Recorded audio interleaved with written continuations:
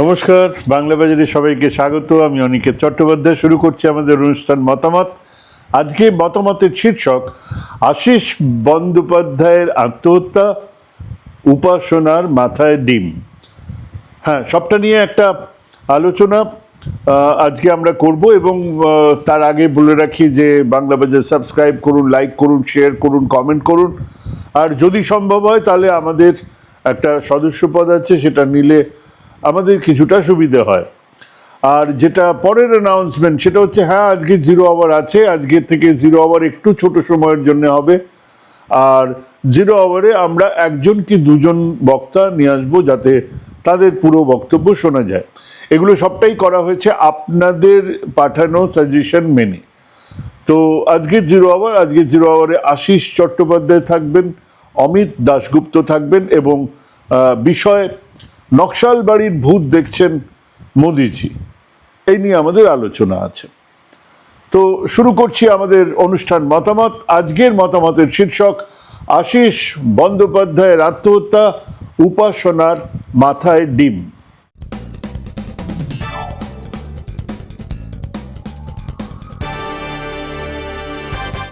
আশিস ব্যানার্জি কত ভালো মানুষ ছিলেন, তিনি কত জনপ্রিয় শিক্ষক ছিলেন, তিনি কত সুভদ্র ছিলেন, কার চাপে পড়ে তিনি এই আত্মহননের পথ, আত্মহত্যার পথ বেছে নিলেন, ইত্যাদি বিষয় নিয়ে আজকের আলোচনা নয়।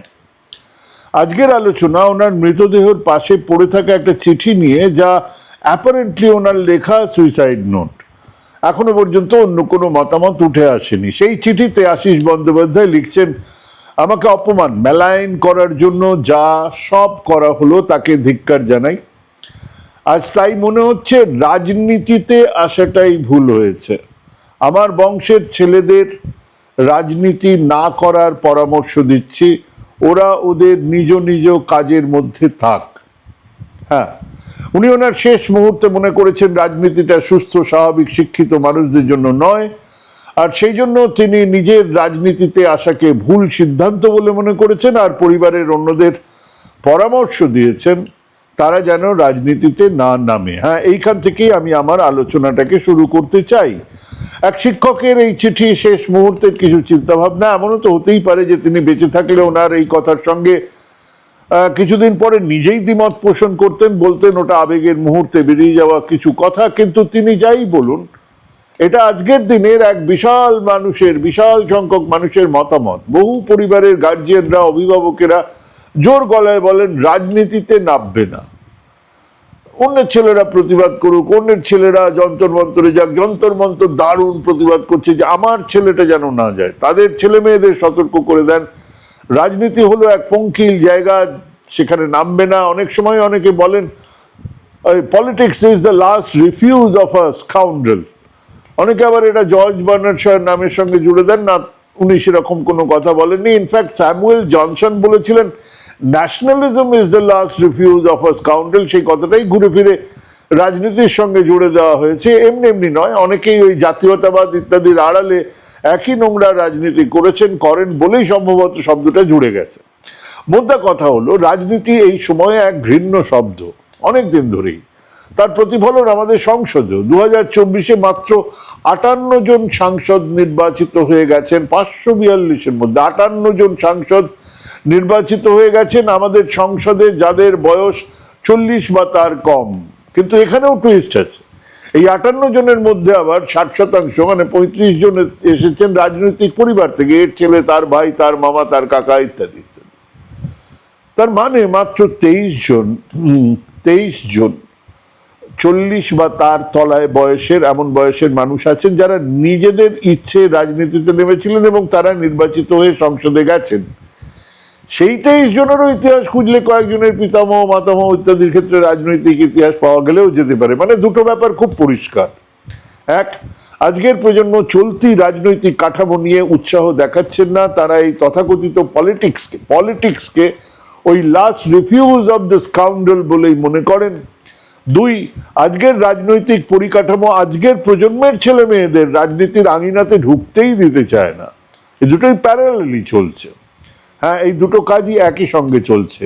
এক অসম্ভব ক্ষয়িষ্ণু, ধান্দাবাজ, দুর্নীতিবাজ, অনৈতিক রাজনীতিবিদদের দেখেই এক বিবমিশা, সোজা বাংলাতে বমি বমি পাচ্ছে সাধারণ মানুষের, তারা তাদের ছেলে মেয়েদের এই রাজনীতি থেকে দূরে থাকার নির্দেশ দিচ্ছেন, অনুরোধ করছেন। আবার তারই সঙ্গে এতদিনের রাজনীতিবিদ, মন্ত্রী, সুভদ্র হিসেবে পরিচিত এক মানুষ তার সুইসাইড নোটে তার পরিবারের ছোটদের জন্য লিখছেন, তোমরা রাজনীতিতে এসো না। এটা একদিকের ছবি, হ্যাঁ এটা একদিকের ছবি। অন্যদিকের ছবিটা কি? কত বয়স হবে? বয়স 32-33। উপাসনা চৌধুরী, সে কোন দলের ঝান্ডা ধরে সেটা বড় কথা নয়। এমন এক দলের ঝান্ডা ধরে রাস্তায়, যে দলের রাস্তায় নেমেছে, যে দলের হয়ে রাস্তায় নামলেই ডিম এসে পড়ছে মাথায়, গণধোলাইয়ের সামনে দাঁড়াতে হচ্ছে। সেই ভাটা ডিম নিয়ে মেয়েটা রুখে দাঁড়াচ্ছে, নিজের রাজনীতির কথা বলছে, রোজ রোজ রাস্তায় নামছে। হ্যাঁ, সেও তো ওই জেনজি, কিন্তু রাজনীতিতেই আছে।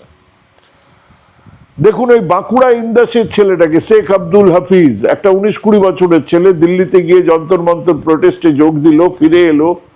তার এলাকার স্কুলের অবস্থা নিয়ে খোঁজ খবর করতে গিয়ে গুন্ডাদের, বিজেপির গুন্ডাদের হাতে মার খেলো। তার অভিযোগ তার বাবাকেও মারা হলো, তার বাবা মারা গেছেন, সে এখনো প্রতিবাদী আছে, সরে যায়নি। ঠিক এই মুহূর্তে স্কুলের ছেলে মেয়েরাও রাস্তায় নেমে পড়েছে। এরা নাকি জেন আলফা, এরা স্কুল মাস্টার নেই, খাবার নেই, বৃষ্টি পড়লে মাথায় জল পড়ে, পড়াশুনো হয় না। হ্যাঁ, এগুলো বলছি। দেশ জুড়ে ককরোচ জনতা পার্টি প্রথমে অনশন প্রতিবাদ, তারপরে সংসদ মার্চ, পুলিশের লাঠি, গুলি, টিয়ার গ্যাস, জল কামান, আর এসবের পরে এই প্রথম মোদী মন্ত্রিসভার একজনকে পদত্যাগে বাধ্য করলো। এবং এই সব কিছুর পরে জানিয়ে দিল যে সারা দেশে তারা স্কুল শিক্ষা নিয়ে মাঠে নামতে চলেছেন। জানিয়ে দিল যে তারা রাজনৈতিক দল তৈরি করে নির্বাচনে দাঁড়াবেন না, কিন্তু এই রাজনীতিটা করবেন। দেশের প্রধানমন্ত্রী এতদিন তার ইচ্ছে হলেই কথা বলেছেন, ইচ্ছে না হলেই কথা বলেননি। সেই তিনি রাত 12টায় ইনস্টাগ্রাম পোস্ট করছেন। সারা দেশ জুড়ে একটা অন্য রাজনীতির আবহ আমরা দেখছি। এমপি এমএলএ হবার রাজনীতি নয়, ক্ষমতার রাজনীতি নয়, এক চূড়ান্ত ক্ষমতার বিরুদ্ধে রুখে দাঁড়ানোর রাজনীতি। হ্যাঁ, এক ইংরেজ শাসনের সময় আমরা যা দেখেছিলাম, যারা বন্দে মাতরম বলে রাস্তায় নেমেছিলেন, যারা নেমেছিলেন দেশের স্বাধীনতার জন্য, তারা কেউ এমপি বা এমএলএ বা কাউন্সিলর হতে নামেননি। আজ সারা দেশে এই চূড়ান্ত ক্ষমতার বিরুদ্ধে মানুষ আওয়াজ তুলেছেন। আজকের প্রজন্ম সেই আত্মত্যাগের রাজনীতি নিয়েই রাস্তায়। কাজেই এক ডিকাডেন্ট, এক ক্ষয়িষ্ণু রাজনীতির প্রতিনিধি যখন তার পরিবার, তার উত্তরাধিকারীদের আজকের রাজনীতি থেকে দূরে থাকতে বলেন, সেই মুহূর্তে দেশের ক্ষমতায় থাকা এক স্বৈরতান্ত্রিক শক্তিকে চ্যালেঞ্জ করে আজকের জেনজিরা রাস্তায়।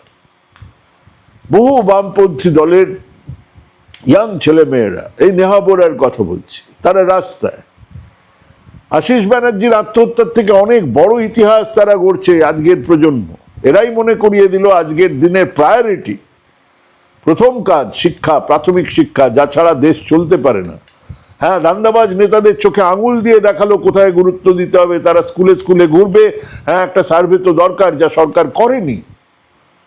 তারপর সেই সার্ভে অনুযায়ী দাবি রাখবে সরকারের কাছে। হ্যাঁ, আমরা জানতে পারবো যে আমাদের দিল্লির সংসদ ভবন থেকে রাষ্ট্রপতি ভবনের জন্য এত খরচের বহর, অথচ স্কুলে কেন মাস্টার নেই, কেন চক ডাস্টার ব্ল্যাকবোর্ড নেই, সব থাকলেও পড়াশুনো হয় না কেন? কেন আজকে ক্লাস 5-এর ছেলে মেয়েরা যোগ বিয়োগ গুণ ভাগ শিখে উঠতে পারছে না? কেন 70,000 স্কুল বন্ধ কেবল কাউবেল্টে? স্বাধীনতা দিবসে যোগীজি থেকে বিজেপি নেতা মন্ত্রীরা দেশভাগের ইতিহাস পড়াচ্ছেন। হ্যাঁ, 15ই আগস্টে সেই ইতিহাস পড়ানোর ধুম লেগেছে, কিন্তু সেই দ্বিজাতি তত্ত্বকে কে সব থেকে আগে মানুষের কাছে নিয়ে হাজির করালো? সেই সাভারকার নিয়ে কিন্তু একটা কথাও নেই। চূড়ান্ত অশিক্ষা এমন জায়গায় পৌঁছেছে যে লেনিনের মূর্তি ভাঙার আগে বলা হচ্ছে এই লেনিন নাকি দায়ী দেশ বিভাজনের জন্য। এই লেনিন ইংরেজদের সঙ্গে হাত মিলিয়ে হিন্দুদের উপরে অত্যাচার করেছে। আর মিথ্যে এই নোংরা অপপ্রচার তো তখনই সম্ভব যখন শিক্ষাই থাকবে না। অশিক্ষাই তো হাতিয়ার এই প্রচার সর্বস্ব রাজনীতির। সেই সময় আমাদের বলতে হবে প্রথম প্রায়োরিটি শিক্ষা, প্রাথমিক শিক্ষা। আর যে মগজ থেকে এই কথাগুলো বেরিয়ে আসছে, সেই মগজটাকে টার্গেট করছেন মোদিজি। থালা বাজাতে বললে থালা বাজাবেন, প্রদীপ জ্বালাতে বললে প্রদীপ জ্বালাবেন, প্রশ্ন না করেই। আমরা বলছি দেশ তৃতীয় বৃহত্তম অর্থনীতি, আমরা বলছি এটাই স্বাধীনতার অমৃতকাল, আমরা বলছি দেশের বিকাশ আর উন্নয়নের বিশাল সাফল্যের কথা, সেগুলোই আউড়ে যান। প্রশ্ন করবেন না, প্রশ্ন করলেই আপনার মগজ নিয়ে আমরাও প্রশ্ন করব। হতেই পারে যে আপনি এক দিমাগি নকশাল, আপনার মাথায় এত প্রশ্ন কেন? ফের হিটলারকে প্রশ্ন করা যেত না। আজকে মোদিজিকে যারা প্রশ্ন করেন তারা দেশদ্রোহী, তারা দিমাগি নকশাল। উনি বলেছেন সপ্তধারায় দেশ এগোচ্ছে, মানে আমাদের চিৎকার করে বলতে হবে হ্যাঁ ঠিক ঠিক ঠিক ঠিক এগোচ্ছে বই কি। প্রশ্ন করলেই আপনি দিমাগি নকশাল। এত পড়ার কি আছে, এত চিন্তার কি আছে, সারা বিশ্বের বিজ্ঞান চর্চা নিয়ে এত আলোচনার কি আছে? আমাদের দেশ শূন্য আবিষ্কার করেছিল, আমাদের দেশে পুষ্পক রথ উড়ে বেড়াতো, আমাদের দেশে ব্রহ্মাস্ত্র ছিল, আমাদের দেশের মধ্যেই আছে জ্ঞান বিজ্ঞানের ভান্ডার। কিন্তু মন্ত্রিসভার অর্ধেক মন্ত্রী শান্তিদের ছেলে মেয়েরা পড়বে আমেরিকা, ইংল্যান্ড, জার্মানি, অস্ট্রেলিয়াতে। এখানে তারাই জ্ঞান দেবেন। প্রশ্ন করলেই আপনি দিমাগি নকশাল। প্রায় সমসাময়িক ঘটনা, জার্মানির হিটলার, তার নাজিবাদ, লক্ষ লক্ষ ইহুদিদের কনসেন্ট্রেশন ক্যাম্পে হত্যা, সারা পৃথিবীর ওপরে যুদ্ধ নামিয়ে আনা, পড়শি দেশগুলোকে দখল করার বিরাট ইতিহাস। কিছুদিন পরেই সেই যুদ্ধ থামলো, কিছুদিন পরে আমাদেরও দেশভাগ, আমাদেরও স্বাধীনতা। জার্মানিতে গিয়ে দেখুন, তারা হিটলার আর ওই সমসাময়িক ইতিহাস নিয়ে একটা কথা বলতে রাজি নন। যারা গবেষণা করছেন তারা ছাড়া রাজনীতিবিদ বা সাধারণ মানুষের কোনো আগ্রহই নেই। তারা বিজ্ঞান, শিক্ষা, শাস্ত্র নিয়ে গবেষণা করছেন। দেশে 6 দিনের বদলে 5 দিন ওয়ার্কিং ডেজ, ওয়ার্কিং আওয়ার আরো কমালে কেমন হয় তা নিয়ে ভাবছেন।